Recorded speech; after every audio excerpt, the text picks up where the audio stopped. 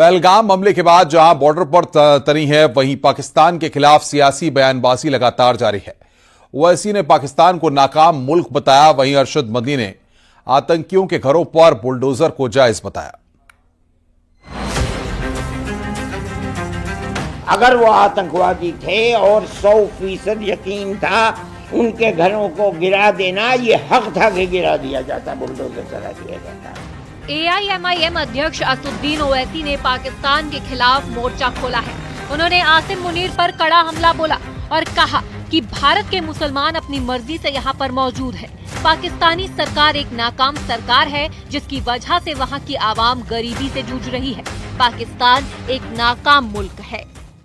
पाकिस्तान के वो ISI के आसिम मुनीर को कहना चाहेंगे, जो अपनी तकरीर में एक बकवास अनाप शनाप बातें बके हैं।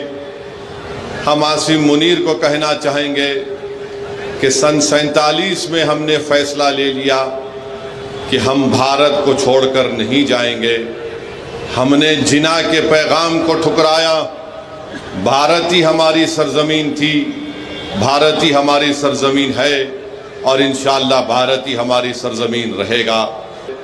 तुम्हारे मुल्क में इतनी गरीबी है कि गरीबी की वजह से लोग आज वहाँ पर परेशान हैं। अफगानिस्तान से तुम्हारा झगड़ा, ईरान की बॉर्डर पर तुम्हारा झगड़ा है। आज पाकिस्तान में बैठकर लोग इस तरह की अनाप शनाप बकवास बकते हैं। पाकिस्तान एक फेल्ड नेशन है और याद रखिए, ये ताकतें कभी भी भारत को सुकून से रहने नहीं देंगी।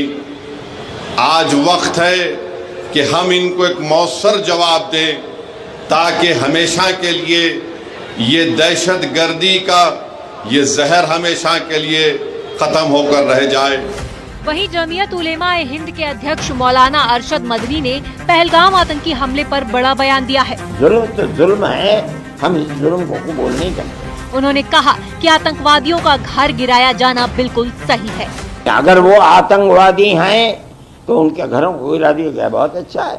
अगर आतंकवादी वो नहीं थे और घर को गिरा दिया गया, तो मैं नहीं समझता हूँ कोई आदमी उसकी तारीफ करेगा। मैं नहीं जानता हूँ कि वो आतंकवादी थे या नहीं। अगर वो आतंकवादी थे और 100% यकीन था, उनके घरों को गिरा देना ये हक था कि गिरा दिया जाता, बुलडोजर चला दिया जाता।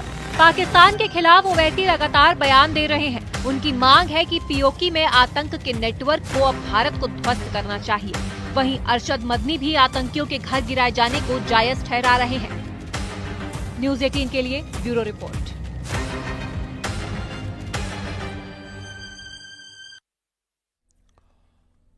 उत्तर प्रदेश आउटसोर्स सेवा निगम के गठन के बाद भर्तियों में महिलाओं को प्राथमिकता दी जाएगी। विधवा, तलाकशुदा और बेसहारा महिलाओं को वरीयता मिलेगी। महिला कर्मचारियों को 180 दिन का मातृत्व अवकाश और विधवा कर्मचारियों को पेंशन भी मिलेगी। निगम का आउटसोर्स भर्तियों में पारदर्शिता लाना और योग्य उम्मीदवारों का चयन करना है। 180 दिन का मातृत्व अवकाश मिलेगा। यह सुविधा 2 बच्चों तक रहेगी। विधवा कार्मिक को 1000 रुपए से लेकर 2900 रुपए तक आजीवन पेंशन दी जाएगी। चतुर्थ श्रेणी के कार्मिकों की ऐसी बालिकाएं जो medical, MTech, IIT, IIM, PhD के साथ की UPSC की मुख्य परीक्षा में चयनित होंगी, उन्हें निगम के वेलफेयर फंड से 1 लाख रुपए दिए जाएंगे। ये धनराशि एक छात्रा को एक ही बार में दी जाएगी। उत्तर प्रदेश के यशस्वी मुख्यमंत्री योगी आदित्यनाथ जी ने आउटसोर्स सेवा निगम के गठन की अनुमति दी है। विधवा, तलाकशुदा, परित्यक्त महिलाओं को प्राथमिकता इसमें मिलेगी। आउटसोर्स नियुक्तियों में आरक्षण प्रावधानों का पूरा पालन किया जाएगा।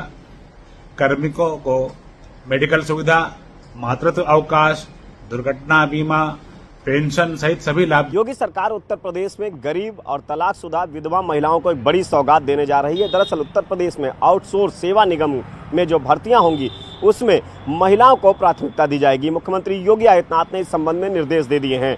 यही नहीं, विधवा और तलाकशुदा महिलाओं को पेंशन भी दी जाएगी, यानी कि 1000 रुपये से लगाकर 2900 रुपये तक पेंशन का भी प्रावधान रखा गया है। आउटसोर्स सेवा निगम में जो महिलाएं हैं उनको भर्ती में वरीयता देने के निर्देश मुख्यमंत्री योगी आदित्यनाथ ने सीधे तौर पर दिए हैं, यानी कि उत्तर प्रदेश में जो महिलाओं को एक बड़ी सौगात योगी सरकार की तरफ से दी गई है। कैमरामैन मनोज शाही के साथ संकेत मिश्रा, न्यूज़ 18 लखनऊ। अमरोहा में वक्फ कानून पर बीजेपी ने अल्पसंख्यक प्रबुद्ध संवाद सम्मेलन किया। इस सम्मेलन में पूर्व केंद्रीय मंत्री और बीजेपी नेता शाहनवाज हुसैन शामिल हुए। इस संवाद सम्मेलन में शाहनवाज हुसैन ने वक्फ अमेंडमेंट एक्ट को लेकर मुस्लिम लोगों को समझाया और कहा, न मस्जिद जाएगी न कब्रिस्तान, विपक्ष सिर्फ दुष्प्रचार कर रहा है।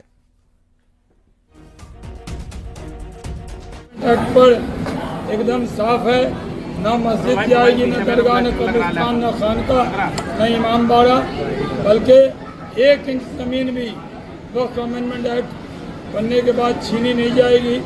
विपक्ष दुष्प्रचार कर रहा है, उनके बातों में नहीं आना है, पूरी ताकत से इकट्ठे एकजुट रहना है और वक्फ की जायदाद को बचाना है। लखनऊ में सीएम योगी ने जनता दर्शन कर लोगों की समस्याएं सुनी। सीएम योगी ने अधिकारियों को समस्याओं का जल्द से जल्द निपटारा करने के निर्देश दिए हैं। सीएम योगी के पास इस दौरान 60 से अधिक फरियादी पहुंचे। मुख्यमंत्री ने एक एक करके सभी से मुलाकात की। जनता दरबार में पुलिस, राजस्व, चिकित्सा सहायता, पेंशन के अनेक मामले आए। सीएम ने संबंधित अफसरों को तत्काल कार्रवाई का निर्देश दिया।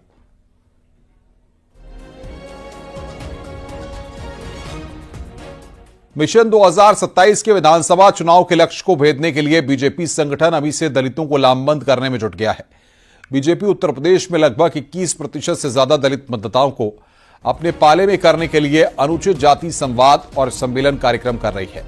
यही नहीं, बीजेपी के बड़े नेता प्रदेश के सभी जिला मुख्यालयों पर पहुंच के अनुसूचित जाति संवाद कार्यक्रम कर रही हैं।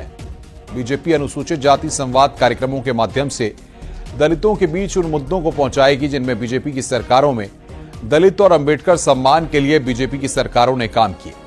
यूपी बीजेपी ने तय किया है कि प्रदेश में 160 से ज्यादा अनुसूचित जाति सम्मेलन करेगी। जनता पार्टी निरंतर सक्रिय रहने वाला राजनीतिक संगठन है। समाज के ज्वलंत विषयों को लेकर वो अपने संपर्क और संवाद के कार्यक्रम को आगे बढ़ाती है। आज 1 नेशन 1 इलेक्शन, वक्फ के संशोधन और जातिगत जनगणना जैसे ज्वलंत विषयों को लेकर पार्टी समाज के विभिन्न समुदाय और वर्गों के बीच में जा रही है और इसी की क्रम के साथ अनुसूचित वर्ग के साथ संवाद के कार्यक्रम को भी पार्टी आगे बढ़ाएगी। मिशन 2027 की चुनावी तैयारियों में जुटी भारतीय जनता पार्टी दलितों को साधने के मिशन में जुट गई है। दरअसल भारतीय जनता पार्टी उत्तर प्रदेश में अनुसूचित जाति वर्ग सम्मेलन कर रही है। यही नहीं, अनुसूचित जाति संवाद कार्यक्रम भारतीय जनता पार्टी की तरफ से किए जा रहे हैं। महामंत्री संगठन धर्मपाल ने बाकायदा वो जिलों में पहुंच रहे हैं और वहां पर अनुसूचित जाति के जो तमाम भारतीय जनता पार्टी के कार्यकर्ता हैं और जो इस वर्ग से लोग हैं उनके साथ में संवाद कर रहे हैं। इसमें भारतीय जनता पार्टी की कोशिश है कि बीजेपी बता रही है कि दलितों के लिए किस तरीके से भारतीय जनता पार्टी की सरकारों में कामकाज हुए हैं और इसके सीधे तौर पर जो रणनीति है बीजेपी की वो दलितों को साधने की है। दरअसल उत्तर प्रदेश में जिस तरीके से दलित वोट बैंक को साधने की एक होड़ मची हुई है, भारतीय जनता पार्टी बाकायदा रणनीति के तहत अब इस मिशन में जुट गई है और उत्तर प्रदेश के सभी जो जिला मुख्यालय हैं वहां पर अनुसूचित जाति वर्ग संवाद कार्यक्रम कर रही है और वहीं दूसरी तरफ दलित सम्मेलनों का भी भारतीय जनता पार्टी आयोजन करेगी। कैमरामैन मनोज शाही के साथ संकेत मिश्रा, न्यूज़ 18 लखनऊ। यूपी कांग्रेस अध्यक्ष अजय राय ने राफेल के बहाने केंद्र सरकार पर तंज कसा है। अजय राय ने खिलौने वाले राफेल लड़ाकू विमान में नींबू मिर्च लटकाकर पूछा है कि आतंकियों से और पाकिस्तान से कब बदला लिया जाएगा। जब राफेल आया था तब केंद्र सरकार ने राफेल में नींबू मिर्चे लटकाए थे। क्या ये इसी काम के लिए आए हैं? इसका इस्तेमाल कब होगा और पहलगाम में मारे गए लोगों को इंसाफ कब मिलेगा?